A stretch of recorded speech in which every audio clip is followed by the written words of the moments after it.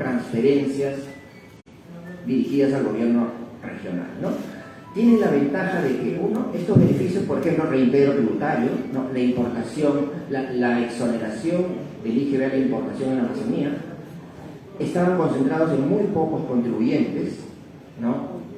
Y por lo tanto no llegaban al resto de los habitantes de la Amazonía, ¿no? Y esta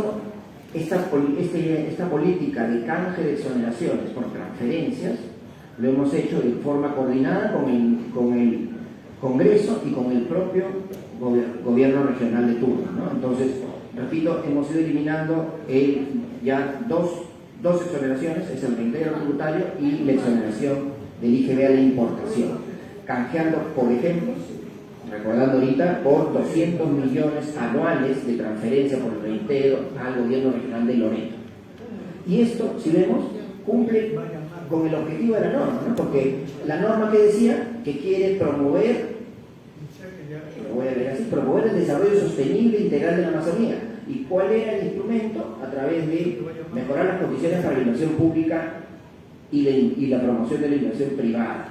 Y la política del MEF, ya con estadística y con estudios, señalando que algunos de los beneficios no cumplían con el objetivo, lo que ha hecho es hacer un canje que respeta totalmente la finalidad de la ley, porque traslada recursos hacia el gobierno regional, justamente ¿para qué? Para inversión en infraestructura, desarrollo productivo, entre otros, ¿no?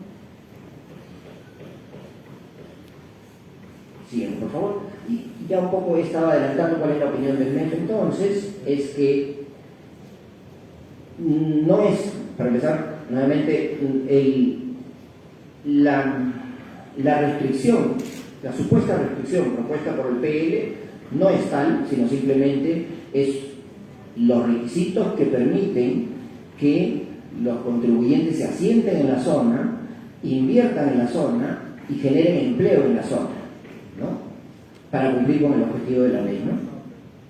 Es decir, este proyecto de ley desnaturaliza los objetivos de la ley de Amazonía, ¿no? Al eliminar el requisito, obviamente, entonces no se tiene que cumplir los requisitos básicamente de inversión, generación de empleo, y el proveedor del servicio de energía eléctrica puede estar fuera de la zona y brindar el servicio y tener derecho al beneficio del IGB, ¿no? Esto además genera un trato discriminatorio, porque sí tenemos empresas de generación eléctrica que están dentro de la selva y que no estaban dentro de la selva y se han instalado dentro de la selva justamente para cumplir con estos requisitos. Entonces, claro, los que sí hicieron su trabajo y se instalaron en la selva para cumplir con los requisitos, ahora resulta que años después se levanta el requisito y cualquiera que realiza la misma actividad lo puede hacer desde afuera, ¿no? Es decir, incluso tenemos un problema de que nuestras normas no son predecibles en el tiempo y generan costos a uno y beneficios a otro, ¿no? Entonces estamos en contra de eso también, repito, por el trato discriminatorio, ¿no? Claro, y el siguiente punto es un poco lo que venía diciendo, ¿no? Nada impide que las empresas que prestan servicios de distribución y comercialización de energía eléctrica constituyan una empresa vinculada en la Amazonía o cambien su domicilio fiscal a la zona, como ya lo han hecho otras, ¿no? Y otro punto que es conceptual, pero que es importante porque en los últimos años están proliferando normas que proponen, postulan al IGB como una herramienta eficaz para reducir los precios, ¿no? Y esto no es así, ya lo hemos visto el año pasado, ¿no? Con la ley que le exonera del IGB de manera temporal al pollo y a otros bienes, ¿no? Y lo que notamos es que tienen que producirse demasiadas condiciones, cumplirse para que se traslade en un beneficio de reducción de tasa de IGB o exoneración de IGB para que se traslade al consumidor final. Y eso no suele suceder, ¿ya? Entonces es un instrumento ineficaz y que no garantiza el objetivo propuesto, ¿no? La exoneración de IGB además genera problemas técnicos porque genera efectos acumulativos. Cuando una empresa vende un bien exonerado, todas sus compras de IGB ya no le generan crédito fiscal. Por lo tanto, lo que tiene que hacer es ese IGB pagado lo tiene que aumentar al costo, ¿no? Entonces ya genera un problema el IGB es uno de los mejores instrumentos para recaudar si quieren, uno de sus principales atributos es que las ventas de un contribuyente son las compras de otro. Entonces eso lo hace neutral, cada contribuyente paga por el valor agregado que genera y permite a la administración tributaria controlar más fácilmente este tributo, ¿no? Repito, por esa característica de que las compras grabadas de uno son las ventas grabadas del otro, ¿no? Eso se pierde cuando se exonera. Una exoneración en algún lugar de la cadena rompe esta neutralidad y rompe también ese sistema de control, ¿no? Siguiente, por favor.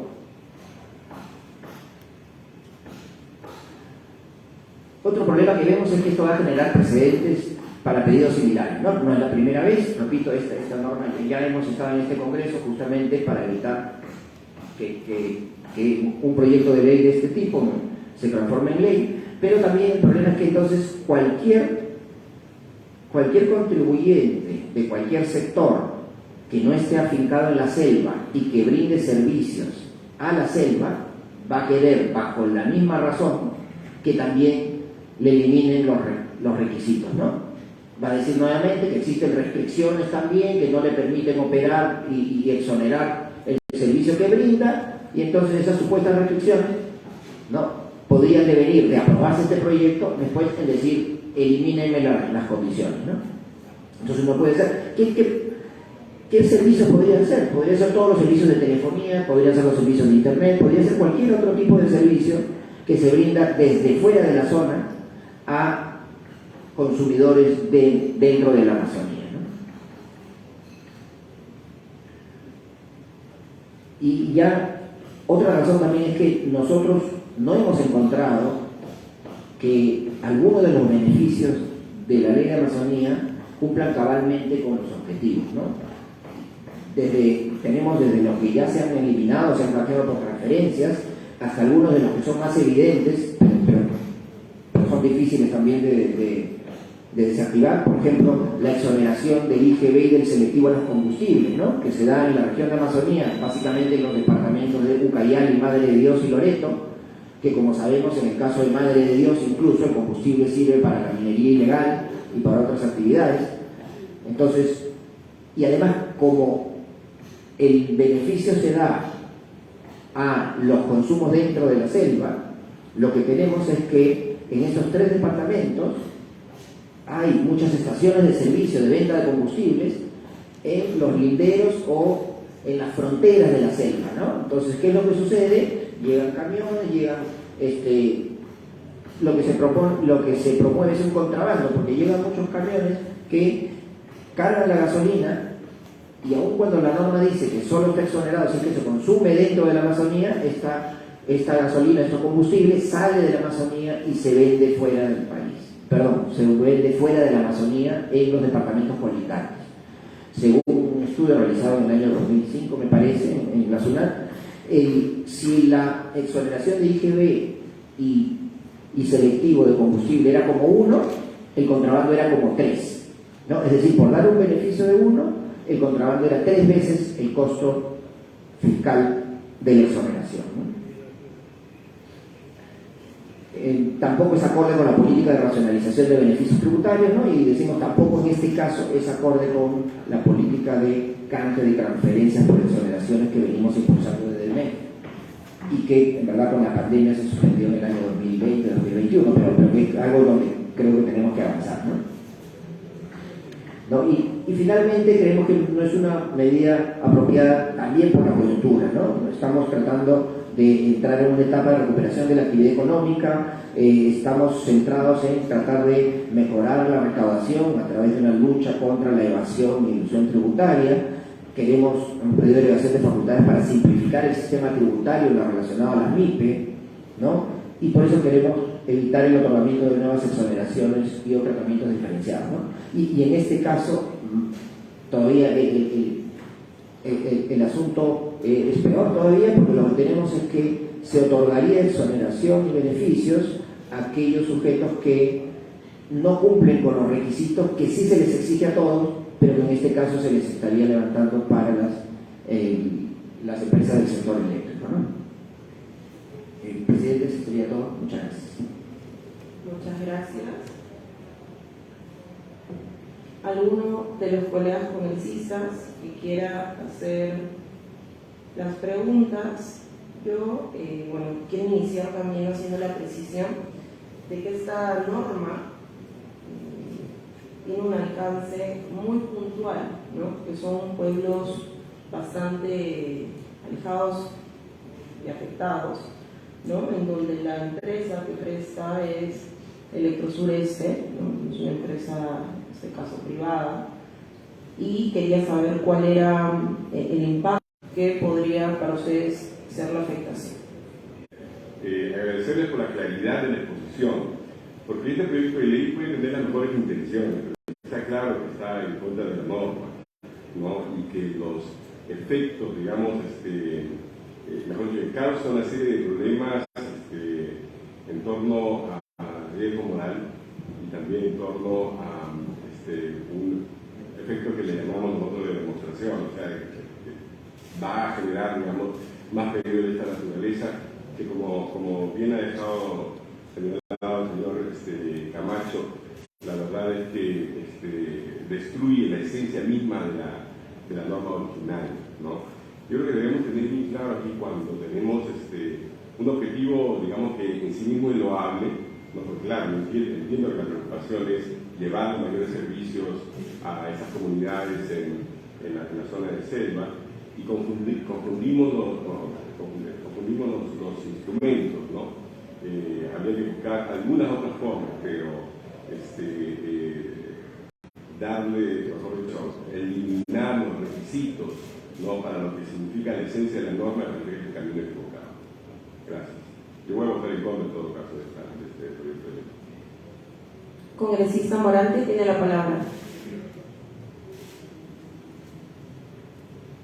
Sí, señorita presidenta, buenos días a los colegas. Yo tengo una posición distinta a la de mi colega Anderson.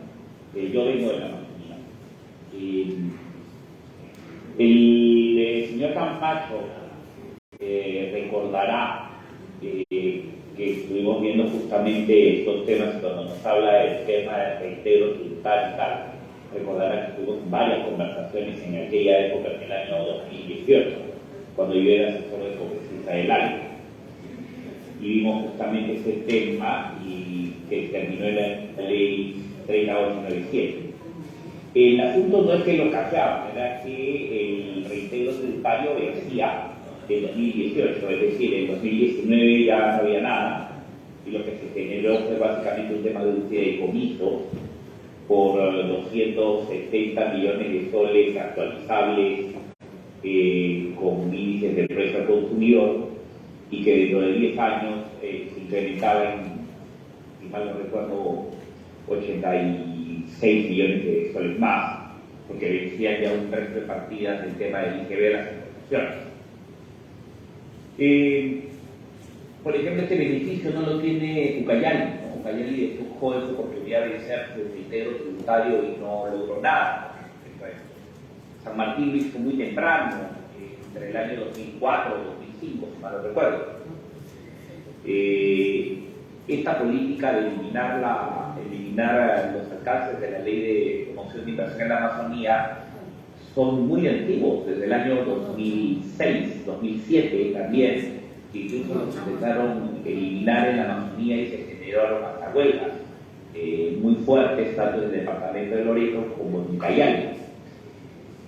Y nos habla el señor Camacho de que cuando se aprobó esta ley muchas empresas productoras y comercializadoras de electricidad se mudaron a la Amazonía para usar este beneficio. Me gustaría que me dijera cuál, porque hasta donde yo entiendo todas las empresas que están ahí están desde hace muchísimos años, toditas son estatales y toditas son monopólicas. El problema que hay con Madre de Dios y los distritos que se señalan en este proyecto de ley es que como es un mercado tan pequeño, dependen exclusivamente de la empresa Electrosureste, que obviamente tiene su base en Cusco y su mayor mercado en Cusco y las zonas de la sierra a las cuales abastece, y la parte del negocio de ellos es una zona muy marginal que en realidad pues, es la Amazonía, el departamento de Madre de Dios y los distritos que están señalados.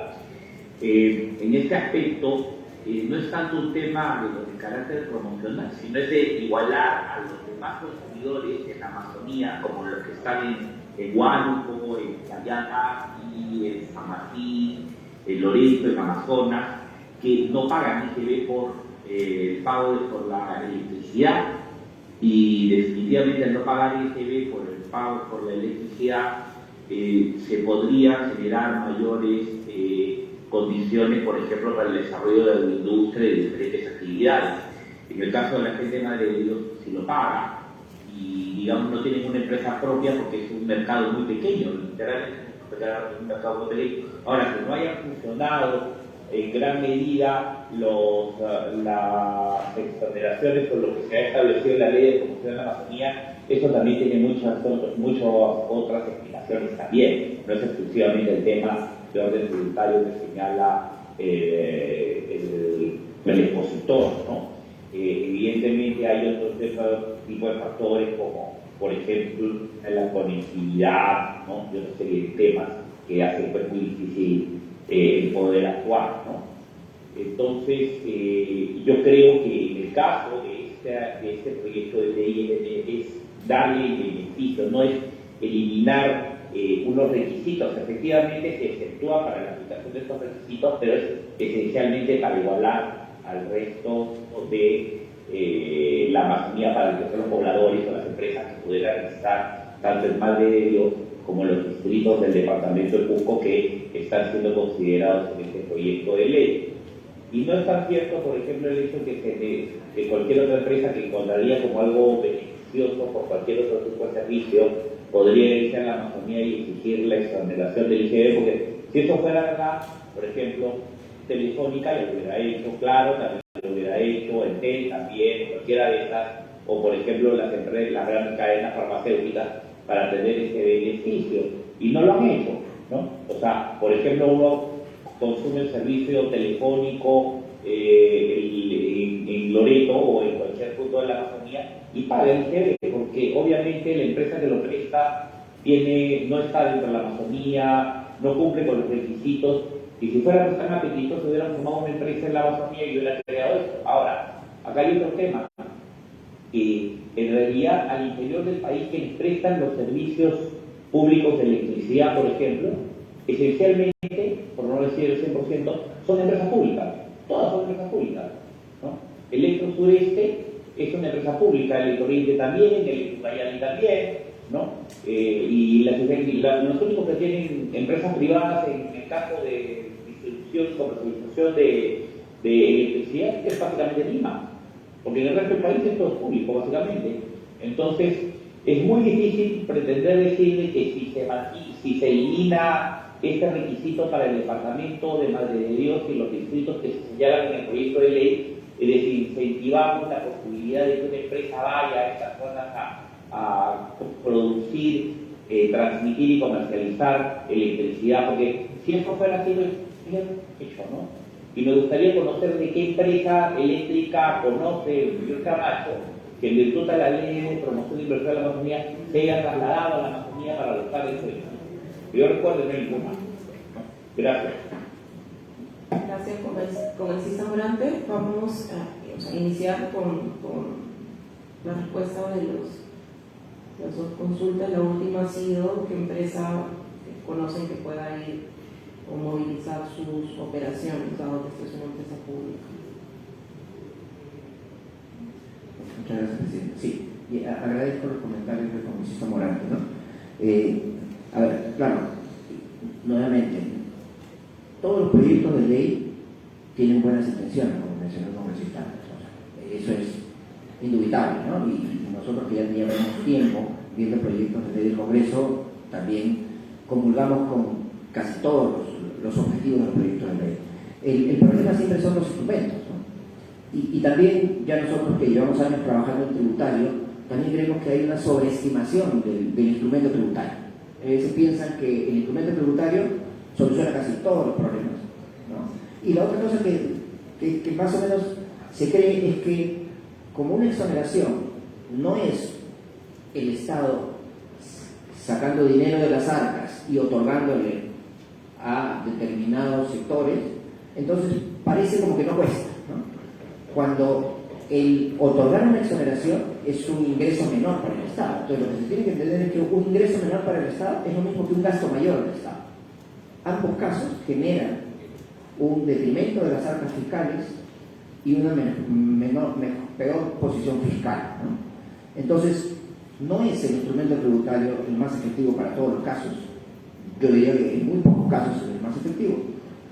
Y por más que el objetivo sea loable, como congresista decía, igualar a los demás consumidores. Pero ya hemos visto que el proyecto de ley, desde su concepción, y la ley 27037, la idea no es igualar a los consumidores, la idea es promover la inversión en la Amazonía. Entonces, los requisitos colocados ahí son justamente para tratar de que las empresas presten los servicios desde la Amazonía, ¿no? Entonces, claro, queremos igualar a los demás consumidores, pero lo que vamos a hacer es que se va a quitar los requisitos para que las empresas estén dentro de la Amazonía, desnaturalizando, por lo tanto, el objetivo de la ley, ¿no?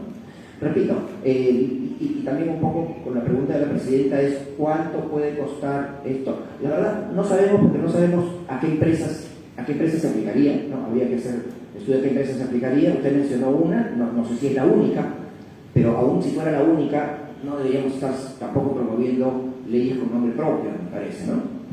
Y por otro lado, ¿qué empresas están ahí? Electrooriente, Electrocayali están ahí. No recuerdo cuál de las dos, pero en años previos tuvieron que modificar incluso su estructura de activos para producir desde la selva, ¿no? Entonces, creemos que el requisito se tiene que mantener porque la propia lógica y objetivo, finalidad de la ley no es igualar a los consumidores, sino es promover la inversión en la selva. Entonces, quitar ese requisito desnaturaliza totalmente el objetivo de la norma y lo peor, porque en este caso podemos hablar de muy pocas empresas, pero lo peor es que generaría incentivos también, repito, para que otros sectores con la misma característica, es decir, que quieren brindar servicios desde fuera de la selva, pero no estar en la selva, entonces puedan solicitar también el mismo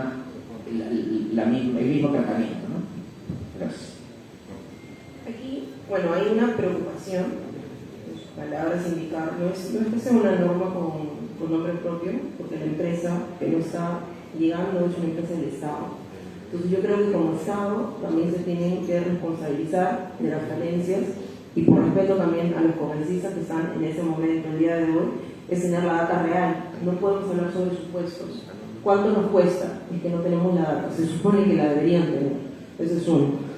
El propio dictamen ya tiene una data y está cuantificado, que no pasa los 600.000 soles.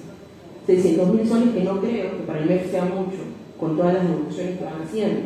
Pero para esos distritos, cuya realidad es totalmente diferente, sí es de impacto. Una reducción, ustedes pueden llamarle de 5, de 2 soles, de 3 soles, que puede parecer insignificante, para la población de menos recursos sí es significativa. Y en el propio dictamen también hace una valoración comparativa, ¿no?, de la energía sin IGB y con IGB. Entonces, yo quisiera saber, tanto no tienen la información precisa, es cuál es la propuesta que tienen como Estado, ¿no?, solucionar la falencia de una empresa del Estado. Me dicen que hay otras instituciones que han podido llegar. ¿Cuál es la propuesta que se tiene? ¿Se les va a dar algún fondo, en este caso, a FONAPE para que pueda ayudar a ir e ingresar como ministerio fiscal? ¿O cuál es la propuesta que tienen? O en todo caso, si es que tampoco tienen la información, por favor, para que nos puedan responder. Sí, señora presidenta, yo la verdad que me parece un poco duro sus comentarios. No estoy defendiendo, la verdad que no los conozco en particular, pero aquí el tema fundamental es que el proyecto de ley propuesto va directamente en contra del sentido original de la norma. O sea, al exceptuar, al decir, bueno, esos requisitos que no estén allí ya, etcétera, mató la norma. Y abre la puerta peligrosamente a que sí entren, digamos, y se beneficien indebidamente otras empresas. Entonces, no tratemos de solucionar un problema, digamos, no digo menor, pero de una naturaleza, ¿no?, destruyendo una norma que en principio, digamos, tiene todo el sentido para generar incentivos positivos para que, por ejemplo, las empresas se radiquen fiscalmente en la región de la Amazonía, ¿no? Para que inviertan, para que produzcan allí, ¿no? Entonces, creo que son dos dimensiones diferentes, ¿ah? Ahí justamente congresista Anderson, la norma, un momento congresistas, Morante, creo que está pidiendo la palabra, la norma no exceptúa o libera de requisitos en general. Lo que está haciendo la norma es ser muy específica con los distritos que están precisados aquí, y lo dice claramente, excepto para las empresas que presten servicio de distribución en los departamentos de Madre de Dios, distrito, en la mitad de la provincia de Calca, la provincia de Convención, Coñipata, de la provincia de Paucartambo, Camanti, y Marcapato, de la provincia de Quispicanchis, del departamento de Cusco. Entonces, esta precisión hace que caiga de Maduro lo que han precisado. No es una exigencia, porque yo también estaría en contra de liberar y que cualquier empresa pueda utilizar una figura como esta, ¿no? Congresista Takuri Valdivia, tiene la palabra. Gracias, Presidenta. En la sesión anterior habíamos discutido parte de ello y creo que coincidimos con el señor expositor en el tema de que la baja de un IGB o quitar el IGB para las empresas no redundan en la población. En todo caso, si usted manifiesta que más o menos es 600.000 o algo más, que en realidad se quedaría la empresa. Pero vamos a ver a otro nivel, que si se abre esta ventana, otras empresas con la misma situación podrían solicitar, dado que los servicios son varios y de diferentes tipos. No es servicio solamente electricidad, sino también agua, telefonía, etc. Se estaría abriendo demasiado la posibilidad para que otras empresas con justa razón se puedan unir a la norma y que podrían estar pidiendo que también tengan esos incentivos. Repetimos que el tema del IGB, ahora que es un problema económico que a nivel nacional tenemos la falta de, digamos así, de dinero para poder hacer las inversiones en tantos rubros que se requieren, estaríamos, digamos, quitando una parte de los ingresos para que un grupo nada más de empresas, y no creo que sea empresa estatal, sino las empresas privadas, sean los que tengan este beneficio. Pero repito, no redunda en el recibo del poblador corriente, no redunda, no se ve, no se observa. Y nos pasó, recuerde que ya nos pasó en el tema de los hidrocarburos, ya nos pasó cuando hicimos en el tema de cuando subía la gasolina, el petróleo, etc. Hicimos también una ley y ¿qué redundó? Aumentó más todavía el precio, porque eso se maneja de acuerdo a la oferta y la demanda. Por lo tanto, no estaría de acuerdo con esta iniciativa, si bien la intención sería buena, pero los resultados van a ser negativos. Gracias, Presidenta. Gracias, congresista Takuri. Presidenta. Congresista Morante. Sí, permítame, por favor, precisar algunas cosas, ¿no? Uno, como usted bien señaló, esto es un tema muy acotado, o sea, no es para cualquier otro tipo de zona de la Amazonía. Segundo, cuando hablé en mi intervención anterior, señalé que si esto fuera así, por ejemplo, ¿no? Ya la Telefónica o las diferentes empresas de los servicios que hubieran pedido lo mismo. No existe esa posibilidad. Se restringe específicamente el tema eléctrico de una empresa estatal llamada Electrosureste, que tiene como área de concesión la zona de Madre de Dios y los distritos de las provincias de Cusco que se señalan en el proyecto de ley, que están en zona amazónica. ¿Por qué? Porque la empresa matriz obviamente está en Cusco, ¿no? Y su mercado mayor es Cusco. Discrepo con lo que dice el señor Camacho en el sentido de que las empresas, por ejemplo, el oriente de Tucayari, hayan tenido que modificar sus estructuras para estar dentro de la ley de Amazonía. Estas empresas ya tenían todas sus instalaciones, todo su funcionamiento, todo su proceso. Tanto es así que, por ejemplo, Iquitos es un sistema eléctrico aislado, ni siquiera que esté conectado al sistema eléctrico nacional. Y con respecto al IGB, que no va a bajar en los recibos, sí va a bajar en los recibos. ¿Por qué? Porque le recuerdo al colega Takuri que el costo de la energía eléctrica está regulado por Fermín. Tiene un costo de kilowatt hora. Y a ese costo kilowatt hora se le añade el IGB, que va integrado directamente en el recibo de luz. Entonces, si en los distritos y en las zonas donde los contratos de suministro se exonera del IGB, evidentemente el monto del IGB que se consigna en el recibo deberá ser eliminado por la empresa. Ergo, como consecuencia de ello, el recibo de luz va a disminuir en un 18%. Esa es la realidad en este caso. En otros casos no, porque evidentemente el precio de los otros productos no es un precio regulado. El precio de la electricidad sí está regulado y lo reguló Sinermin. Entonces, si en el recibo de luz disgregado está el IGB, por ejemplo, acá en Lima, en la costa, en la sierra, en Madre de Dios, aparece un concepto de recibo que dice el impuesto general a las ventas. Se exonera de ese impuesto en esta región y ese concepto desaparecerá, y el monto que está consignado ahí también va a desaparecer, reduciendo el valor del monto a pagar por el consumidor en estas zonas muy acotadas que por su propia situación geográfica y por su poca población no tienen la posibilidad de tener una empresa eléctrica propia, como sí lo tiene, por ejemplo, Loreto, que además no solamente incluye a Loreto, el caso del Oriente, Loreto, San Martín, Amazonas, incluso algunos distritos y provincias del departamento de Cajamarca, ¿no? Electro Cayali sí solamente básicamente Electro Cayali, ¿no?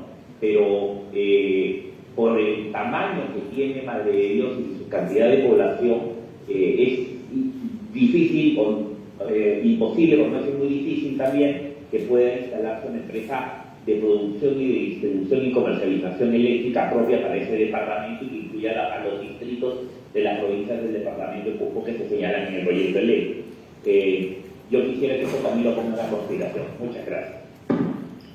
Gracias, congresista Morante. Por favor, señor Camacho, para que pueda dar sus precisiones finales. Sí, muchas gracias, presidente. Sí, a ver, es cierto que el proyecto de ley es muy acotado, ¿no? En verdad, la preocupación en este caso es porque, como lo mencionó el congresista Anderson, es al eximir a la empresa o a las empresas de los requisitos, prácticamente no existen, ¿no? Es más, imaginémonos que eliminamos los requisitos para todas las empresas. Ya la ley de Amazonía no tendría ningún sentido.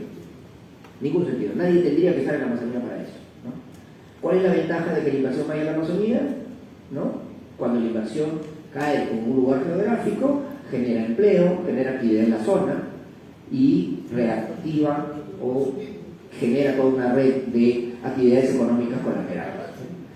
El hecho de hacer, por más que sea un tema muy acotado, es que se da lo que es un efecto de demostración, ¿no? Entonces, repito, otras empresas podrían solicitar el mismo tratamiento, ¿no? Y eso es en verdad lo que nos preocupa, ¿no? Eso es lo que nos preocupa.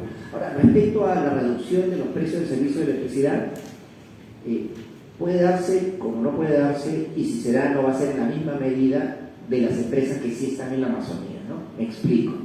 ¿Por qué? Porque una empresa eléctrica que está en la Amazonía, entonces, digamos que funciona, es una energía térmica, por decir, entonces compra el diésel para generar energía eléctrica.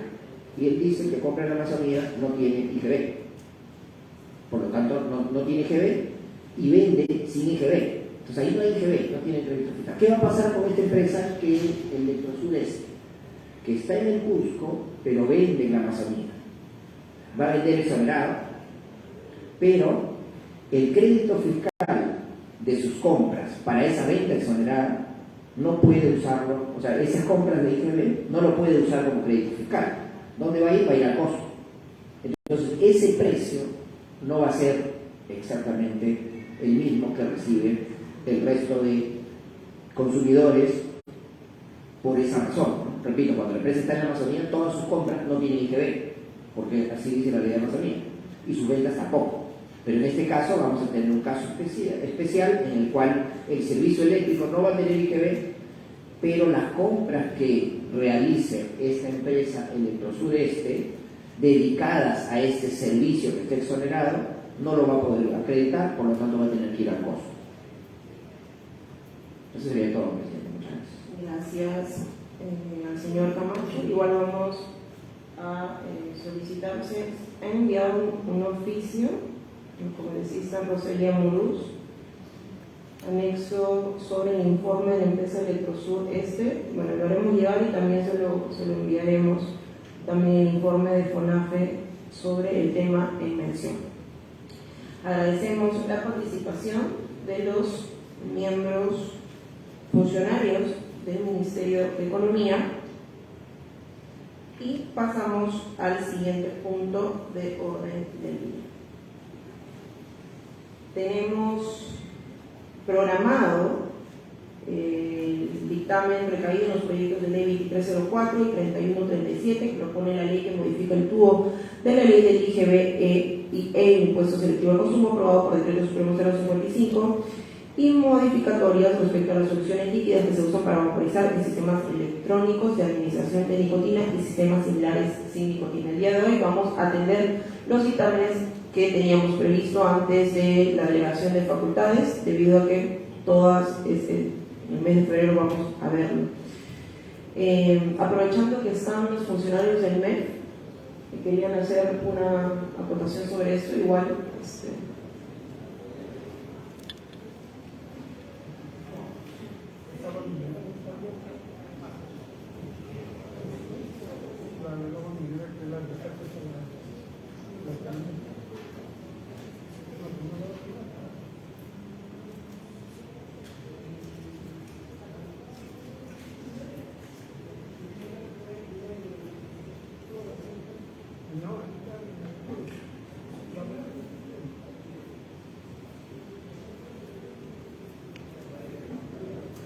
en la sexta sesión ordinaria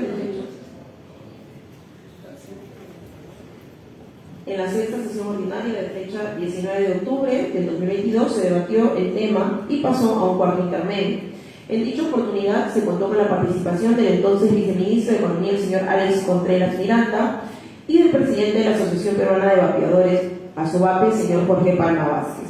Levantando el cuarto intermedio, se presenta a consideración de los señores congresistas el dictamen con un texto sustitutorio que plantea incorporar un cuarto párrafo del artículo 61 del texto único ordenado de la Ley de Impuesto General a las Ventas e Impuesto Selectivo al Consumo, aprobado por Decreto Supremo 55/99, y normas modificatorias para establecer que para el caso de soluciones líquidas que se usan para vaporizar en sistemas electrónicos de administración de nicotina y sistemas similares sin nicotina, las tasas deberán encontrarse dentro de los rangos mínimos y máximos de 10 y 30 del valor del precio de venta al público. Si alguno de los señores congresistas quiere hacer el uso de la palabra.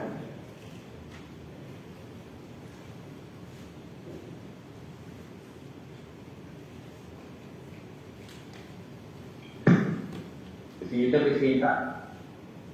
Congresista Morante, ¿tiene la palabra? Sí, estoy revisando esto, incluso desde aquella oportunidad que se dio. Creo que la fórmula de cálculo está bien, pero creo que más allá del valor de venta, esto debería de ir al valor. Y me explico. Por ejemplo, para poder determinar en otros tipos de productos cuyos niveles de importación y de comercialización están muy concentrados, caso por ejemplo los cigarrillos, no los cigarrillos normales. Estos son importados básicamente por dos empresas que tienen casi 100% del mercado. Hay otras marcas muy pequeñas, pero que es muy marginal, que son, digamos, British American Tobacco y Philip Morris. Entonces, con ellos tú sí puedes saber más o menos, y es muy fácil determinar el precio de venta al público para poder determinar el porcentaje a cargar. En este caso, importación y comercialización está muy atomizada, donde va a ser muy difícil determinar el precio de venta porque hay de diferentes precios, diferentes costos, diferentes calidades, diferentes tipos de productos, y sobre todo las cadenas de distribución y de comercialización son muy diversas, ¿no? Entonces va a estar muy complicado determinar el valor de venta, cosa que por ejemplo con los cigarrillos normales se puede, con los licores, que también son 2, 3 importadoras de licores importantes, con mucha facilidad se puede determinar el precio de venta final. En este caso va a ser muy complicado y tal vez sea mucho más costoso para la propia SUNAT poder determinar ese precio de venta, porque tendría que estar haciendo encuestas a cada momento en todo el país de miles de puntos de venta de diversos tipos, ¿no? Que podrían determinar el valor de venta para ser aplicado como impuesto selectivo al consumo, mientras que si lo haces directamente al ad valorem, con mucha facilidad cargas el impuesto más rápido, directo al ingreso del producto, y con mucha facilidad ese costo ya va a ser cargado directamente al resto de la cadena de comercialización, mientras que de la otra forma vamos a tener un muy serio problema seguramente de evaluación tributaria con respecto a este tema. Ya no pagan nada con el impuesto selectivo al consumo. Si le ponemos el selectivo al consumo al ad valorem, todos van a pagar porque ya tenemos desde entrada, desde el punto de entrada, la carga del impuesto, ¿no? Mientras que de otra forma va a ser muy complicado y va a haber bastante evasión tributaria. Considero que debería ser variable en ese sentido. Gracias. Gracias, congresista Morante. ¿Algún colega congresista Ceballos? Gracias, señora presidenta, y saludar a todos los representantes de la comisión. Señora presidenta, cuando hablamos de índice selectivo al consumo, creo que estamos viendo sobre un tema de un producto que tiene que ser regulado, ¿no? Lo digo por un tema de una experiencia de familiares de que han adquirido un mal que se está haciendo ver en este momento, producto del cigarrillo electrónico. Inclusive es peor que el cigarrillo tradicional. En este sentido, hemos sido testigos que en muchos supermercados, también algunas tiendas, se vende y se expende a cualquier niño, adolescente, no hay una regulación de por medio. Y tengo entendido, por la averiguación, de que la Comisión de Salud está evaluando ya un tema de regulación de estos cigarrillos electrónicos, porque hace mucho daño. Y acá también tenemos informes de la OMS y también de la Unión Europea de que estos cigarrillos pues causan bastante daño, pero no podemos impedir que tampoco ingrese como importación. Y yo creo que el rango inclusive que se debe manejar, yo creo que el máximo del 30% es muy poco, ¿no? Porque si se quiere, como bien lo digo, ponerle un índice selectivo al consumo, un impuesto selectivo al consumo, debería tratarse de la misma manera el rango que tienen los cigarrillos tradicionales, ¿no? Que son del 10 al 100%, cosa que se va a buscar un término medio, me imagino, y de esta manera se pueda tratar de la misma manera tanto los cigarrillos tradicionales como los electrónicos. Y el tema de regulación es importante. Yo creo que inclusive el dictamen que se va a aprobar ahora, o que se intenta aprobar ahora, debería ir acompañado también de la opinión de la Comisión de Salud, quienes están elaborando el dictamen por tener la regulación de este producto, ya que es altamente dañino y bien lo dicen las instituciones. Y también creo que hay un informe por parte del MINSA al respecto, ¿no? Entonces, y que vaya también al precio de venta, yo estoy completamente de acuerdo, ¿no? Al precio de importación, porque si no sería mínimo el impuesto que pagaría desde el Estado. Entonces, esas serían prácticamente lo que quería manifestar. Muchas gracias. Gracias, congresista Ceballos. ¿Saben más o menos si es que la comisión ya tiene el informe o lo están elaborando para ponernos de acuerdo con la presidencia? Yo creo que sería bueno coordinar con la presidencia para poder ver en qué etapa se encuentra, pero tengo entendido que están tratando el proyecto ya. Gracias, congresista Ceballos. ¿Alguna otra participación? ¿Congresista Mori? Señora Presidenta, señora Presidenta, buenos días nuevamente. Sí, justamente yo concuerdo con ambos colegas, con el colega Morante y con el colega Ceballos. Efectivamente, señora Presidenta, estos productos ya están causando daño a nivel mundial. Son más de 250 que están presentes en el mundo y más de 50 de ellos son causa de cáncer, señora Presidenta, y creo que tanto el aporte del congresista Morante y el congresista Carlos Ceballos coincido plenamente, puesto que se está extendiendo libremente. Hay el riesgo justamente de que niños, jóvenes que todavía están en etapa estudiantil puedan adquirir estos productos a libre albedrío. Entonces la idea también dentro de ese proyecto de ley está justamente la señalística que debe tener cada establecimiento que vende estos productos, que básicamente estos vaporizadores de soluciones líquidas es solo para mayores de edad, es parte está incluido dentro del proyecto de ley, y que efectivamente yo considero también que la tasa de impuesto debería ser un poco más incrementada. Yo considero que inclusive hasta 45% debería ser considerado, pero ya dejamos a la opinión de los colegas, porque definitivamente, señora Presidenta, necesitamos hacer esta regulación que sería bastante importante. Por otro lado, yo pertenezco también a la Comisión de Salud. Todavía se ha tocado el tema, pero voy a hacer la consulta a la Presidenta de la Comisión para tratar de ver si ya se está agendando también un dictamen de este tema también, que es muy importante. Muchas gracias, señora Presidenta. Gracias, congresista Mori. Tiene la palabra. Señora Presidenta. Congresista Morante. Sí, Presidenta, yo también, como le dije al principio, he revisado bastante esto desde que se vio la primera vez, y motivado por ello justo elaboré también un proyecto de ley que ha ingresado en estos días para regular por completo el tema del manejo del cigarrillo electrónico, ¿no? Entiendo que hay otros proyectos, hay como 3, uno incluso de la congresista Torres, que es más, en la agenda el día de hoy va a ser expuesto, va a presentar un proyecto de ley justamente por este tema, que creo que es importante regularlo, porque como bien dice el congresista Mori, el congresista Ceballos, esto es un tema que tiene una venta muy generalizada y, como les decía también, tiene una venta muy disgregada, muy atomizada en supermercados, todo tipo de sitios que se están vendiendo, kioscos, ambulantes, lo que sea, ¿no? Entonces, justo por eso es que iba mi tema del asunto que se grabe al nivel de las valores, porque si lo hacemos de otra forma no va a ser posible finalmente poder cobrar el impuesto. Va a haber una evasión terrible, justamente porque no es fácil determinar la cadena de comercialización. Entonces, ese es el tema, y coincido con el congresista Mori que esto tiene que ser regulado, todo lo que es la comercialización, la señalética, el tipo de publicidad que se tiene que dar, ¿no? Para quienes está permitido, para quienes no. Eso ya lo hemos puesto incluso en el proyecto de ley, y entiendo que los proyectos de ley de mis otros colegas que han presentado con anterioridad también se regula algo por el estilo. Muchas gracias, Presidenta. Gracias. Tiene la palabra con el congresista Isabel Cortés. Gracias, Presidenta. Muy buenos días a todos los colegas también que están conectados en esta importante comisión.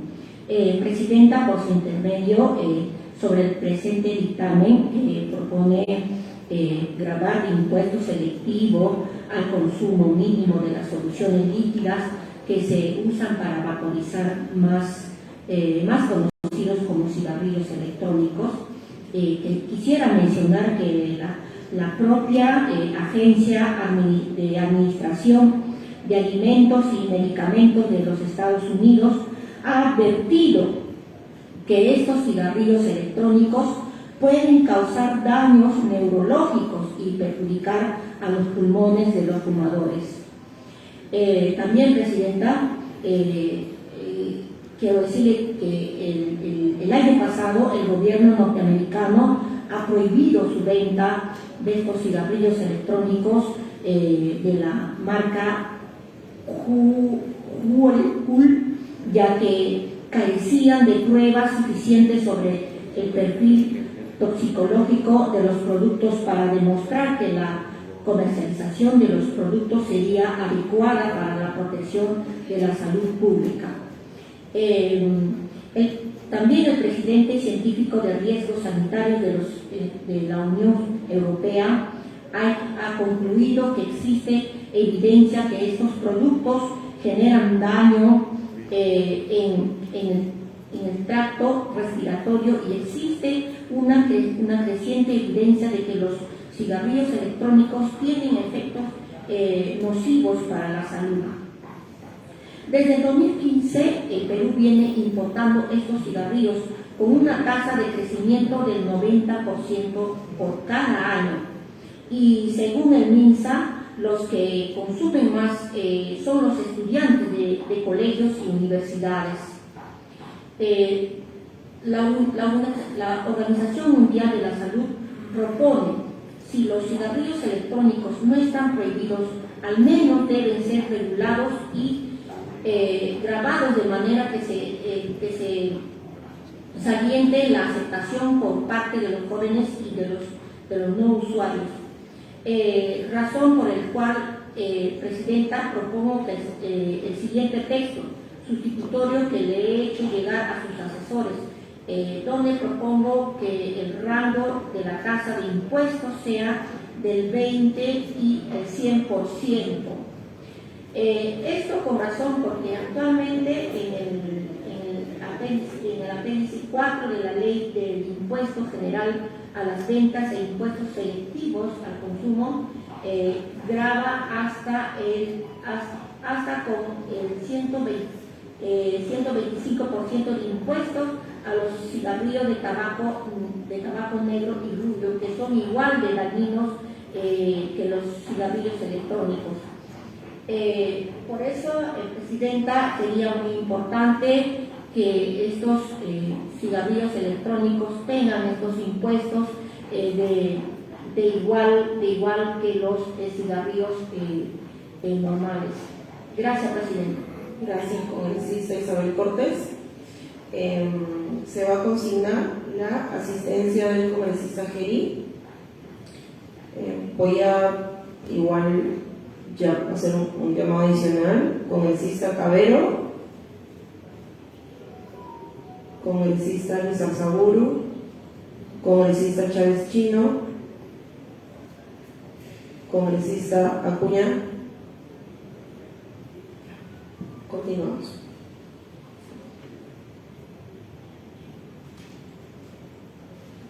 Le vamos a dar la palabra a la directora de Inteligencia. Presidenta, buenos días. Betsy Chávez, presente. Gracias, congresista Chávez, está considerando su asistencia. Muchas gracias, Presidenta. Le vamos a dar la palabra entonces al señor Marco Camacho para que pueda hacer igual también su opinión respecto al presente proyecto. Pedirle por favor ser muy preciso, igual en la propuesta que tiene el MEF, y estamos tomando en consideración el pedido del congresista Ceballos. Muchas gracias, Presidenta. Sí, primero que quiero saludar la iniciativa de la Comisión de Economía y del Congreso por grabar este tipo de bienes, ¿no? Como ustedes saben, el selectivo es un impuesto que grava aquellos bienes que generan externalidad negativa, ¿no? ¿Qué es externalidad negativa? Es aquellos bienes que en su producción o en su consumo ocasionan un mal a la sociedad, un mal a las personas, ¿no? Contaminación, en este caso es daños a la salud, ¿no? Entonces, en primer lugar quiero que quede claro que el MEF saluda esta iniciativa de grabarlos, ¿no? Lo único donde tenemos una pequeña tingencia es que dado que estos vapeadores son la respuesta de la industria tabacalera para continuar en los siguientes años logrando una mayor penetración de mercado y poder masificar el consumo de vapeadores en desmedro de los cigarrillos, y son las mismas empresas las que venden vapeadores y cigarrillos, entonces el futuro de la industria tabacalera son los cigarrillos. Son dos bienes sustitutos, ambos ocasionan daño a la salud. La única diferencia es que los cigarrillos, tenemos 60 o 70 años de estudios en cigarrillos, todos ya sabemos del daño que hace a la salud los cigarrillos. En vapeadores tenemos 5 años, 10 años, y por lo tanto sabemos que hace daño. Lo que no sabemos es qué tanto daño hace respecto al cigarrillo actual, pero todos sabemos que hace daño. Todas los Ministerio de Salud de los países propugnan que se grave estos bienes, los ministerios de Finanzas también, y por eso, repito, saludamos que se grave. Y estamos totalmente de acuerdo con la iniciativa. Lo único que decimos es, dado que es un sustituto casi perfecto de los cigarrillos, y que además su introducción es mucho más sencilla porque lo hacen ver como que es un producto menos nocivo que los cigarrillos, y que además sabemos que tiene una introducción muy fácil en los colegios y en las personas de menor edad, ¿no? Con lo cual consigue un consumidor cautivo que típicamente va a ser consumidor durante toda su vida, ¿no? Porque sigue teniendo el elemento nicotina, que es el que genera la adicción, ¿no? Por lo tanto, entonces lo único que decimos es que esta iniciativa tendría que tener el mismo rango, ¿no? El mismo rango que tienen los cigarrillos, ¿no? Un rango como el que vemos actualmente en la iniciativa es un rango demasiado bajo, tendría que tener un rango más alto, y estamos con esa única modificación estamos totalmente de acuerdo con el proyecto, Presidenta. Gracias. ¿Podrían, por favor, precisar si como MEF tienen alguna propuesta? Porque el viceministro en su momento nos dijo que él nos enviaría la propuesta, pero todavía no tenemos el rango. Si ustedes tienen algún cálculo estimado, por favor también para tomarlo en consideración sobre los textos que nos han presentado el día de hoy. Sí, repito, al ser un bien totalmente sustituto de los cigarrillos debería tener el mismo rango. El rango actual que tiene es un rango mínimo de 20 a un máximo de 300, ¿no? Eso tendría que ser. Ahora, solo para mencionar que el selectivo es un impuesto, ya dijimos que grava aquellos bienes que generan algún daño. Y lo grava, ¿de qué manera? Es un impuesto monofásico porque grava solo en una etapa. ¿En cuál etapa? ¿En la importación o en la primera venta? Nada más. Y tiene 3 métodos para grabar. Es un método ad valorem, ¿no? Sobre el valor de venta. Tiene un método específico, es decir, soles por unidad de producto, y tiene un método ad valorem sobre el precio de venta al consumidor. ¿Ya? Esos 3 métodos ya existen en la norma y tendrían también que aplicarse a estos mapeadores, ¿no? ¿Ya? No tiene que restringirse ninguno de ellos, porque los 3 son instrumentos de política para mejor gravar este bien, ¿no? Muchas gracias. Perfecto, muchas gracias por la exposición. Entonces, recogiendo el pedido del congresista Ceballos, vamos a tenerlo en cuarto intermedio. Voy a solicitar a la Comisión de Salud el informe que indica, y de todas maneras también el MINSA, que hizo su exposición en la última sesión donde vimos el tema, pero sería bueno que también lo haga por escrito.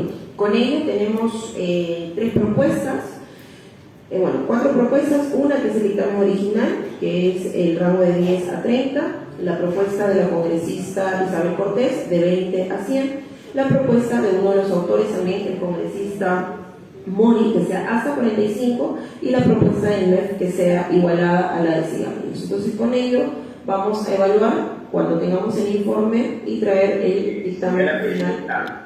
Sí, congresista. Sí, y una quinta, que sería la mía, que era que se haga que se grave al valor de importación, ¿no? Ok, ya, voy a tomar nota. Entonces, finalmente, con las precisiones y alcances que han hecho los colegas congresistas, para que el dictamen tenga esas precisiones y se les va a mandar con anticipación. Agradecemos nuevamente a los funcionarios del MEF por su participación en este punto. Vamos a pasar al siguiente punto de orden del día. Tenemos en agenda el dictamen recaído en los proyectos de ley 31, 97, 175, 1170 y 1458-2021, que propone la ley que crea el canon hídrico como medida de compensación a las poblaciones por trasvase. Este es un dictamen de insistencia de la autógrafa. Respecto a la sustentación, la fórmula legal que se propone en el presente dictamen es el resultado de la evaluación y el análisis de las observaciones hechas por el Poder Ejecutivo, la autógrafa de la ley que crea el canon hídrico como medida de compensación a las poblaciones afectadas por trasvase. La Comisión se allana a la observación que la propuesta contraviene el artículo 77 de la Constitución, confundiendo el uso del agua, que es un insumo de producción en las actividades agrícolas y de la industria con la explotación del recurso natural agua. En tal sentido, se modifica el texto del artículo 15 de la Ley 27.506, Ley del Canon, estableciendo que el canon hídrico está constituido por el 50% del total de ingresos y rentas obtenidos por el Estado de las grandes y medianas empresas naturales y jurídicas del ámbito privado, público, privado o público que exploten el recurso natural agua por trasvase y represamiento únicamente. La Comisión rechaza a la observación que la propuesta contraviene al artículo 193 y 196 de la Constitución, que reconoce como beneficiarios del canon únicamente los gobiernos regionales y los gobiernos locales, provinciales y distritales. En tal sentido, se ratifica la insistencia del texto propuesto por el numeral 16.1 del artículo 16 de la Ley 27.506, que incorpora en la distribución del canon hídrico a los centros poblados. La Comisión rechaza la observación que la propuesta contraviene los artículos 194 y 195 de la Constitución, que establece autonomía económica y administrativa de los gobiernos locales y su competencia para administrar sus bienes y rentas. En tal sentido, se ratifica la insistencia en la incorporación del numeral 16.2 del artículo 16, que se plantea incorporar a la Ley 27.506, Ley del Canon. La Comisión rechaza la observación que la propuesta no analiza el impacto en la misma sobre los artículos 5 y 6 de la Ley 27.506, que ya establecen formas de distribución del canon entre los gobiernos locales de acuerdo al criterio del área de influencia del yacimiento explotado. En consecuencia, se ratifica la insistencia en la inclusión del artículo 16 de la Ley 27.506. La Comisión rechaza la observación que la propuesta contiene una redacción ambigua en la creación del canon hídrico a través de la incorporación del artículo 15 de la Ley 27.506. En consecuencia, se ratifica la insistencia en que se contribuya por el 50% del total de los ingresos y rentas obtenidos por el Estado de las grandes y medianas empresas naturales y jurídicas del ámbito privado, público y público-privado que exploten el recurso natural agua por trasvase y represamiento. La Comisión rechaza la observación que la propuesta contraviene los artículos 78 y 79 de la Constitución, así como el inciso 1 del numeral 2.1 del artículo 2 del Decreto Legislativo 1440, Decreto Legislativo del Sistema Nacional de Presupuesto Público, los cuales consagran el principio de equilibrio presupuestario, infringiendo a su vez el artículo 79 de la Constitución Política del Perú. En consecuencia, se ratifica en la insistencia en la propuesta de implementación en la ley a partir del presupuesto público del año 2024 en adelante. Por las consideraciones expuestas, se recomienda la aprobación del presente dictamen. Si alguno de los congresistas quiere hacer uso de la palabra, por favor, solicitar.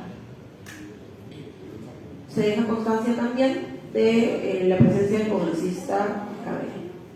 Congresista Silvia Montes. Señora Presidenta, la propuesta del dictamen de insistencia es muy buena, pero en efecto hay que tener en cuenta que hay artículos que son inconstitucionales. Por ejemplo, tenemos la ley 31.079, que las municipalidades de los centros poblados no son órganos de gobierno con autonomía política, administrativa y económica reconocidas ante la Constitución, o sea, no son unidades ejecutoras, por lo tanto, ellos no tienen iniciativa de gasto. Entonces, el proyecto de ley dice que hay un 50% que tiene que ser de los alimentos. Entonces, eso es algo inconstitucional, ¿no? En segundo lugar, la otra observación dice que el 50% de estos impuestos pasarían a ser recursos ordinarios. Ahí se tiene que cambiar a recursos determinados, ¿no? ¿Por qué? Porque la ley del canon solo refiere a inversión en proyectos de inversión y no a gastos corrientes, ¿no? Entonces, la reclasificación presupuestal de los ingresos entre ordinarios y determinados no contravienen el principio de equilibrio presupuestario. Sobre la reclasificación, dándole destino final a estos recursos al ser determinados únicamente o a ciertas actividades. Entonces, mi opinión es que la Constitución no delimita el uso de la explotación del recurso agua, ¿no? Entonces, el problema sería ahí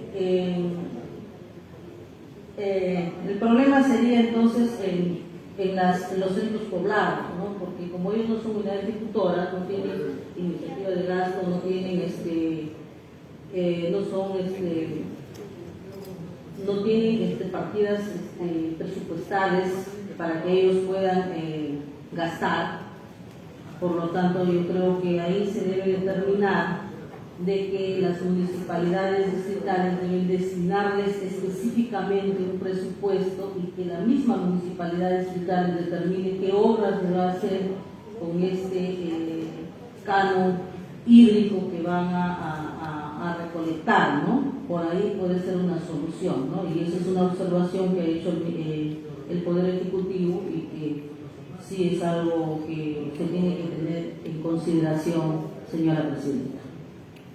Gracias, congresista. Señor Mendoza. Señora Presidenta, le uso la palabra. Tiene la palabra la congresista Ramírez. Gracias, Presidenta.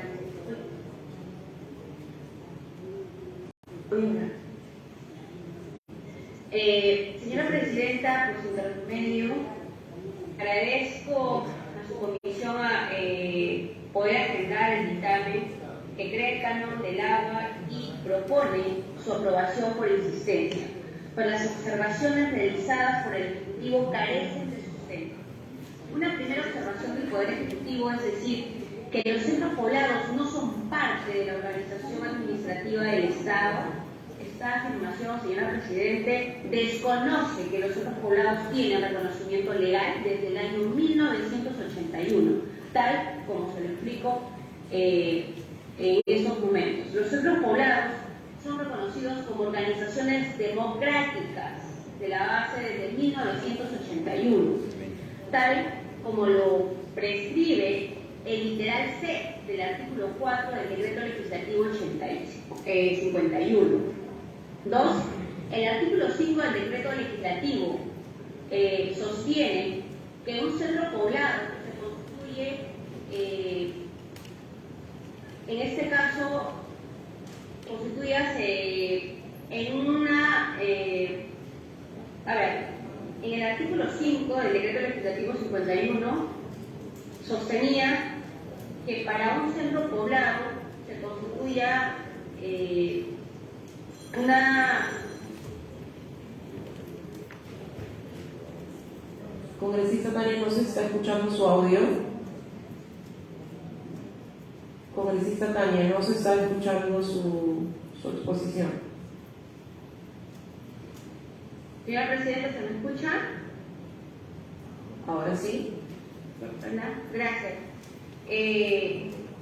En este caso, como lo mencionaba, no sé si en el punto 2 del artículo 5 del Decreto Legislativo 51 sostenía que para un centro poblado se constituya, se requería, ¿no? El inciso I, comprobada necesidad de servicios, lo que implica el reconocimiento de una función pública a realizar. Por tanto, el requerimiento de recursos para el financiamiento y atender a aquellas necesidades.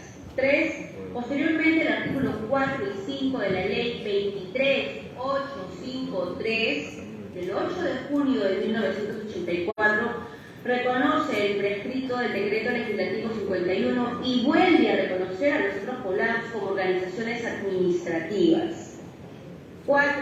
Señora Presidente, seguidamente la Ley 27972, Ley Orgánica de Municipalidades, en su artículo 128, al referirse a la creación de los centros poblados, señala a las municipalidades de los centros poblados como órganos de administración de las funciones y los servicios públicos locales, que les son delegados y se rigen en este caso por las disposiciones de la presente ley.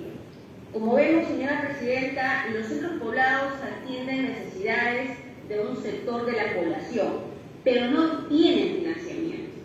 Ellos, bueno, quienes personalmente vamos siempre a provincias o somos de provincia, vemos que estos alcaldes de los centros poblados todos los días o dentro de la semana están sentados tocando las puertas de los alcaldes, ya sea distritales o provinciales. ¿no? Tocando las puertas para que finalmente en algo puedan contribuir dentro de la comunidad, y ellos como autoridades elegidas de forma democrática y a voto popular, ellos realizan esta función de gestión, cuando finalmente también percibimos el sentir, el desabor que llevan, que finalmente nunca los atienden. Es el caso, por ejemplo, también cuando los gobiernos regionales, como para llegar a veces a los gobiernos regionales, un alcalde del centro poblado, de diferentes provincias, de repente lugares muy alejados, y otra que a veces esos gobernadores devuelven el dinero al Estado y nunca invierten en proyectos de inversión que puedan cerrar brechas en estas comunidades. Aquí nos preguntamos, señora Presidenta, ¿se puede asignar responsabilidades a una institución pública para atender necesidades públicas sin dotarles de presupuesto? ¿Cómo es posible que se diga que los centros poblados no son parte de la estructura del Estado? Si como está demostrado, señora Presidenta, el Estado sí les asigna recursos. Los habitantes de los centros poblados, por mandato del artículo 131 y 133 de la ley 27972, Ley Orgánica de Municipalidades, modificado por la ley 31079, reciben dietas de recursos a favor de la institución, siendo estos recursos, digamos, recontra escasos, pero les dan recursos.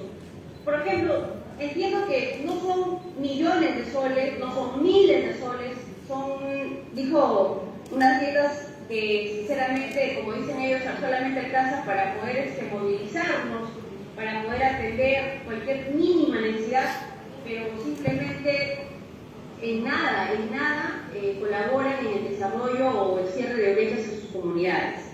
Por lo tanto, señora Presidente, Fuerza Popular como bancada, preocupada de los centros poblados, en el año 2019 aprobó la ley 31015, en la que señala: las municipalidades de los centros poblados se constituyen como núcleos ejecutores. Ojo, la ley 31015.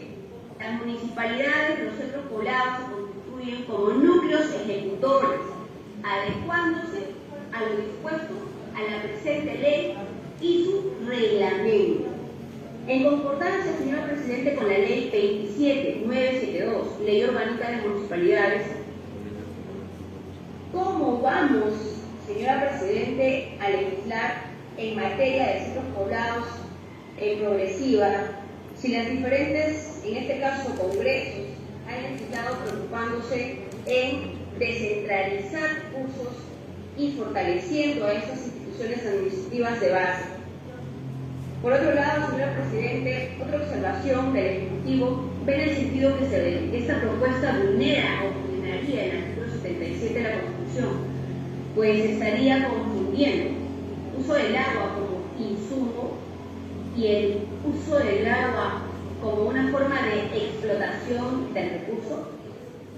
Al respecto, señor Presidente, creemos que esta observación es insustancial, pues el oro, el cobre o los demás recursos es un insumo para producir otros bienes, como lo es el agua para producir, por ejemplo, energía o productos de agroexportación, y en este caso no hacen ninguna distinción.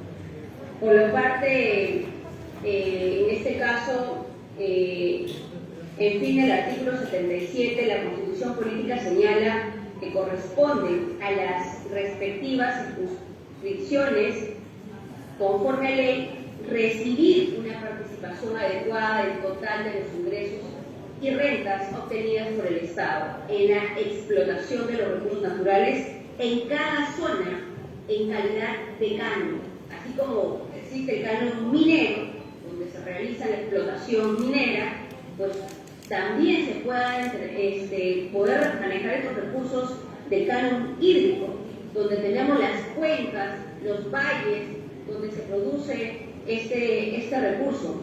En este extremo es cierto que no se menciona a los centros poblados, pero tampoco se menciona a las universidades peruanas.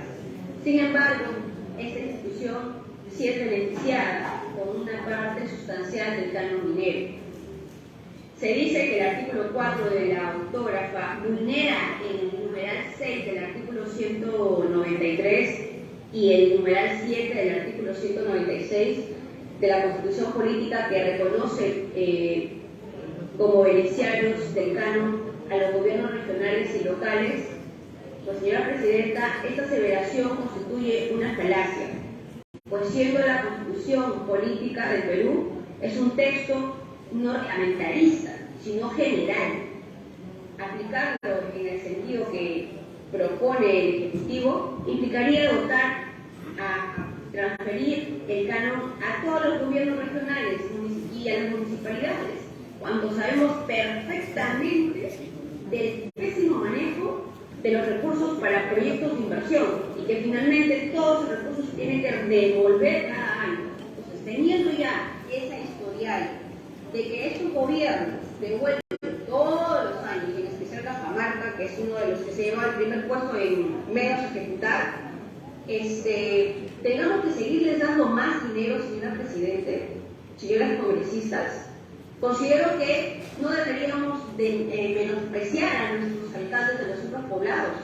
Son personas que sí saben sumar y restar. Y aquí ellos tendrán, como lo explica la ley en su momento, adecuarse a las reglas que establecen, en este caso la ley, y ellos puedan ser, bueno, en este caso ya unos son núcleos ejecutores, otros están en proceso de adecuación, y finalmente en algún momento tendremos al 100% todos los centros poblados adecuados a esta ley, donde son considerados núcleos ejecutores, donde ellos puedan ya ejecutar y se les pueda hacer un presupuesto. También, señora Presidenta, cabe señalar que acá no se va a tratar de darle millones de soles. Sabemos que la recaudación de este dinero por el tema del recurso del agua no va a significar, Dios mío, a cada centro poblado darle, como se le da un presupuesto a un municipio distrital o provincial, nada por ahí. Es mínimo, pero yo sí considero que desde ese punto de vista se podría ir cerrando brechas, y ojo, acá bajo condiciones. Para terminar, por favor. Sí, gracias, Presidenta, porque debe quedar claro el tema, ¿no? Son proyectos que se desarrollarán única y exclusivamente para lo que es el tema de riego tecnificado, recaudación de agua en reservorios y todo lo que tenga que ver con la canalización de agua hasta el último cerrito que hubiera, le pueda llegar una gota de agua a nuestros hermanos, ¿no? Entonces, ese dinero que llegue a esos centros poblados será justamente para eso, cerrar brechas del tema del agua, toda vez que ya es un derecho en nuestra Constitución y por lo tanto nosotros deberíamos de trabajar en ello, de descentralizar esos recursos con las ciertas reglas y que estos se deban acatar y cumplir. Caso contrario tampoco, no se les podría asignar, ¿no? Entonces, esos centros poblados tendrían que reunir todas las condiciones que se les requiere en la ley en su momento planteada en 2019 y por fin puedan ellos manejar en este caso recursos exclusivos de ese sector y para ese fin, nada para otra cosa, no van por construir colegios, carreteras, puentes, no, todo lo que tiene que ver con agua. Ese es el objetivo, señora Presidenta, de esta ley, para poder cerrar brechas en nuestras comunidades, en los poblados, caseríos, anexos, que finalmente muchos de los alcaldes, gobernadores, después de su campaña nunca más llegan. Muchas gracias, señora Presidenta. Gracias, congresista. También tiene la palabra el congresista Alejandro Cabero. Gracias, Presidenta. Tengo algunas observaciones sobre el dictamen, Presidenta, que, en fin, me parece que son un poco problemáticos. El primero es que, claro, la naturaleza del canon, Presidenta, es para recursos no renovables. Entonces, digamos, en términos de la minería y el petróleo, ¿no? Me parece difícil o me parece, digamos, complicado plantear un canon para un recurso de naturaleza como el agua o podría ser el aire o cualquier otro de esos tipos de recursos. ¿Y por qué, Presidenta? Porque esto lo que va a hacer es, digamos, ya aquí en el artículo 3, ¿no?, se menciona clarísimo que no están comprendidos dentro de la presente ley los trasvases que sean realizados para la generación eléctrica. Y yo pediría incluir en todo caso también el consumo humano, ¿no? Porque una cosa es que uno tenga que pagar este creado canon hídrico para uso industrial del agua, y eso puede ser entendible, pero no me parece que eso deba aplicar para el caso del consumo humano del agua. Entonces quisiera ver si eso se puede incluir en el artículo 3. Y tengo una duda de fondo, ¿no? Digamos, aquí se menciona que 50% de los recursos de ese canon van a ir a los centros poblados, ¿no? Que todos sabemos, Presidenta, uno, no son núcleos ejecutores y dos, no tienen capacidad técnica. O sea, ya tenemos distritos en el Perú, el caso de Yarabamba, en Arequipa, por ejemplo, que es el tercer distrito con más recursos provenientes del canon, tiene 11% de cobertura de agua potable. Entonces, lo que seguimos haciendo, Presidenta, es seguir en esta lógica de darle recursos a los gobiernos nacionales que no tienen cómo gastar, o que se roban los alcaldes y gobernadores, o que lo utilizan en cosas que no son útiles, Presidenta, en hacer piscinas donde no hay agua o estadios donde no hay gente. Entonces, creo que tenemos que ser mucho más diligentes en el uso de esos recursos, porque recursos que se utilizan para una cosa son recursos que se dejan de utilizar para otra cosa. Y tenemos que alocar los recursos ahí donde su uso, Presidenta, pueda ser más beneficioso para todos los peruanos.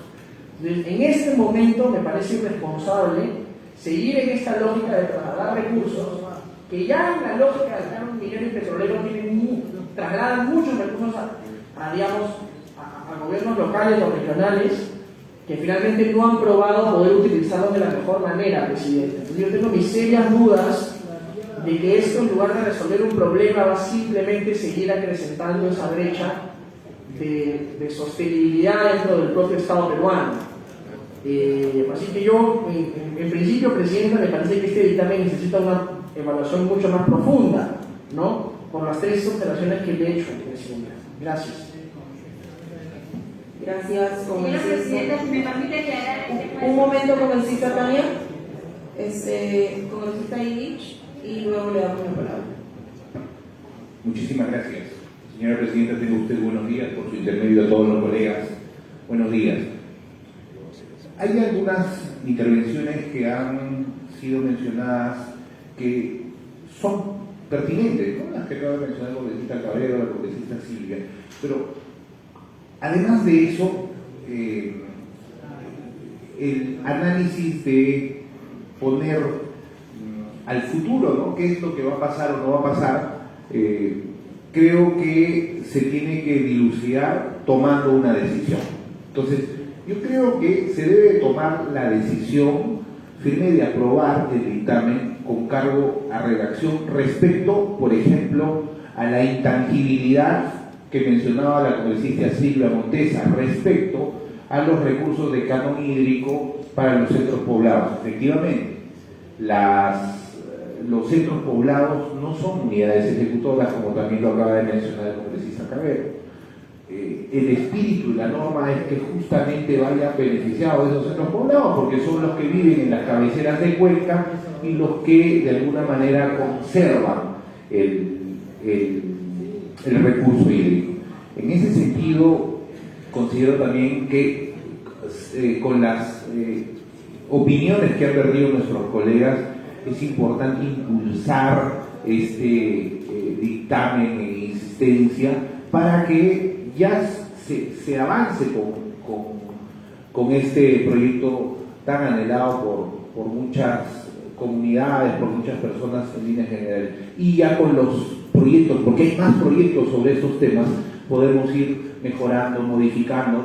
Sabemos que esto es un proceso, no está escrito en piedra, pero el punto inicial considero debe tomarse en cuenta para poder, a raíz de ese punto inicial, en prueba y error, poder corregir algunos errores que pueda tener, si es que se tiene, y aportar algunas acciones para ir mejorando y potencializar lo que va bien. En ese sentido era mi participación, señora Presidenta. Muchas gracias. Gracias, congresista Tania, y luego tiene la palabra el congresista Wilson Soto. Gracias, señor presidente.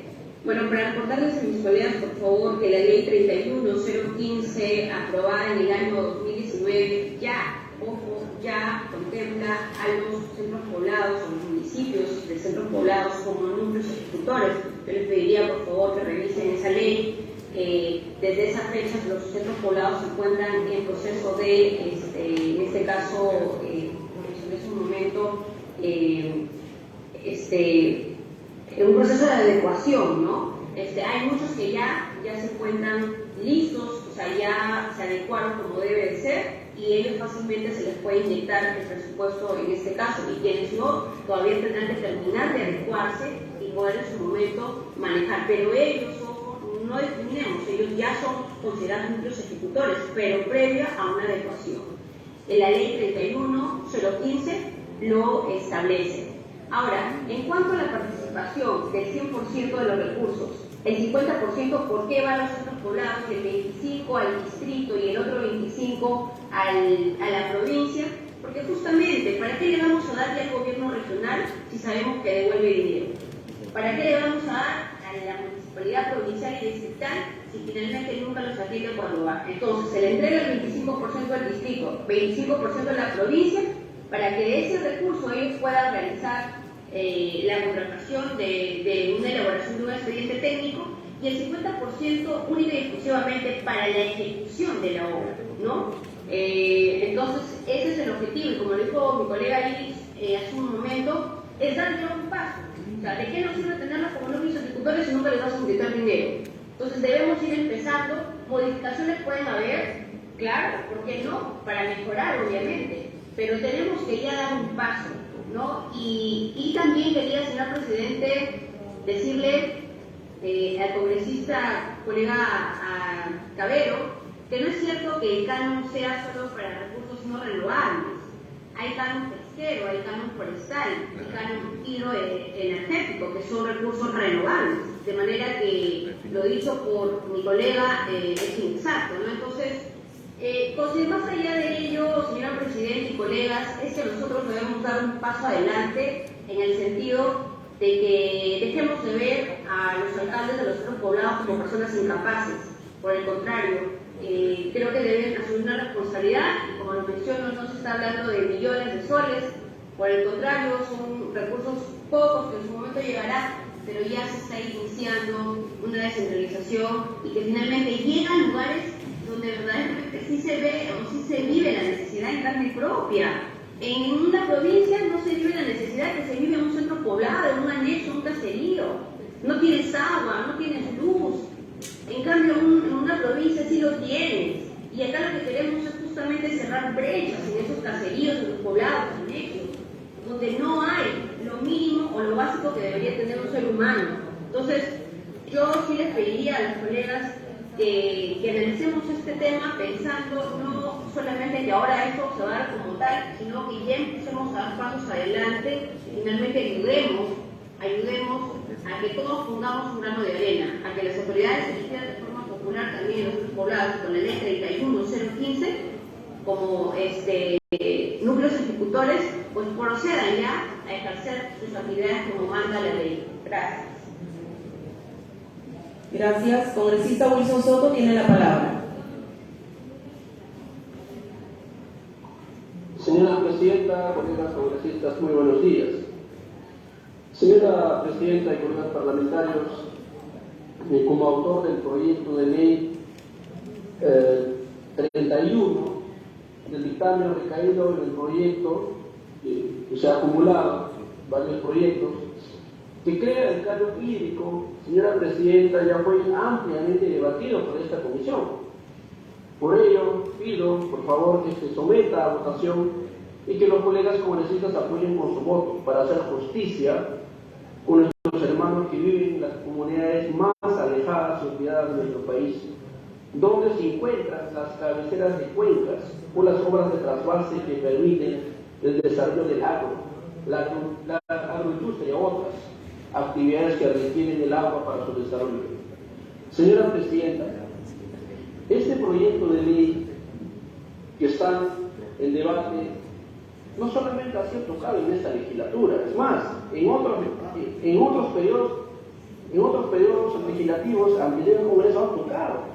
Y finalmente se han tocado, señora Presidenta, porque también no había una voluntad, pues había ahí este cierre de Congreso, y lamentablemente no se pudo. Entonces creo que es una tarea de nosotros, tarea de su presidencia de Comisión de Economía, que puede sacar, que se puede aprobar esta insistencia que está en debate. Yo pido, por favor, a los señores congresistas que pueden apoyar esto.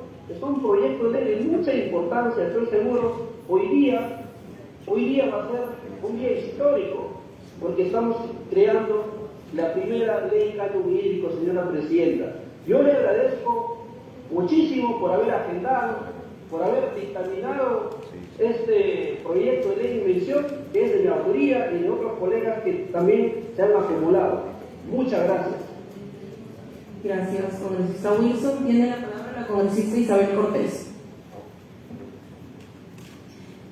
Gracias, Presidenta. Sobre este dictamen de existencia referido al canon hídrico, es importante recordar que la propuesta nació a raíz del conflicto por el agua entre la región Ica y la región de Huancavelica. Asimismo, Presidenta, el dictamen propone que se destine para el canon al 50% de las rentas que recauda de las empresas que hacen uso intensivo del agua, es decir, principalmente las agroexportadoras. La estimación del canon sería de 125 millones de soles, los cuales se distribuirían entre las municipalidades provinciales, distritales y centros poblados, lo cual es positivo, Presidenta.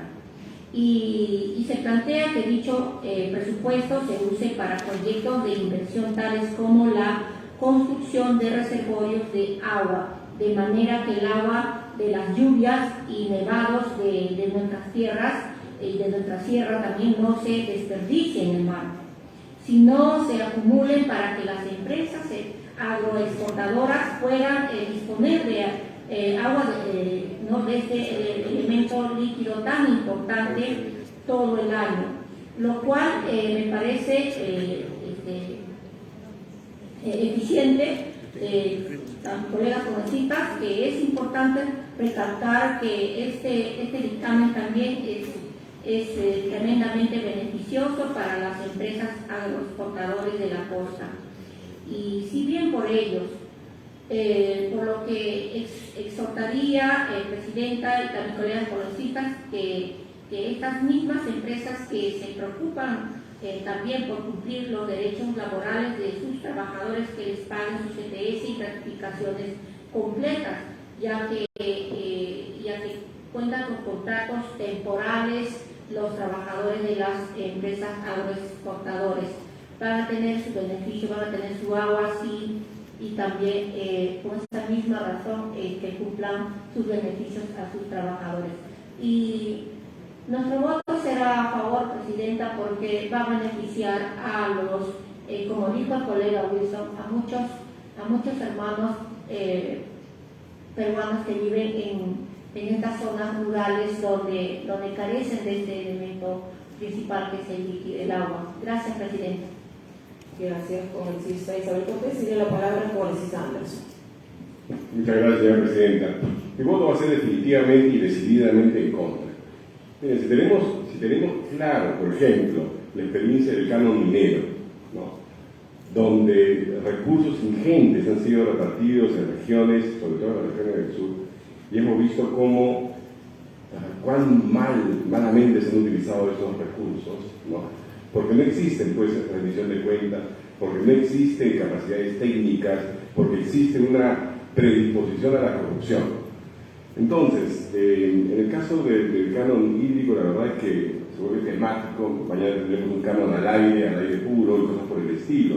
Creo que tenemos que apuntar bien a la raíz del problema. El problema principal es una mala descentralización, una distribución de recursos sin capacidades y definitivamente también esa cultura de la corrupción, porque hay una total y absoluta impunidad frente al mal uso de los recursos. Tenemos ejercicios, mejor dicho, ejemplos a morir. de mal uso de los recursos, un edificio de la juventud de Tacna que no sirve para nada, se gastaron millones de dólares, no lo pueden utilizar hoy en día, ¿no? Una piscina en el Charate fantástica, gigantesca, donde no hay agua potable, y así podríamos, la verdad, que agotar todo el día con ejemplos de esta naturaleza. ¿No? Pongamos el énfasis donde hay que ponerlo, ¿no? Necesitamos repensar todo el tema de descentralización, necesitamos generar mecanismos para la rendición de cuentas de alcaldes y gobernadores y cosas por el estilo. La verdad es que está de más decir que los centros poblados pues, difícilmente podremos conceptualizar las comunidades ejecutoras, no es un tema de discriminación, no es un tema de nada de eso, sencillamente es que se necesitan recursos, se necesitan humanos, ¿no? Para poder manejar esos fondos. Así que, nada, yo sé que suena muy de repente hasta un poco